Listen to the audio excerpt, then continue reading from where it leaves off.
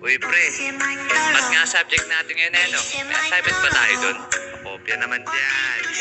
Wala tayong assignment dun. Guys, nandyan na si ma'am. Ay. Oh, sino nagkakrush sa teacher dyan? Kaway-kaway. Wow. Okay, class, nakapag-ready na ba kayo ng sarili niyong isosolve na problem? Sinabi ko na sa inyo yan nung last meeting natin na sa Blackboard nyo isosolve yan para ma-share sa inyo mga kaklase. Okay, dahil dyan mabunot ako sa index card. Rio, ma'am, present, never absent. Nandyan ka na pala. Meron ka na bang isosolve na problem? Yes, ma'am. Ngayon ko lang nakita yan, Okay, sige. Simulan mo na. Eto, ma'am. I. 5 plus 5, 10. Eto, ma'am. VE.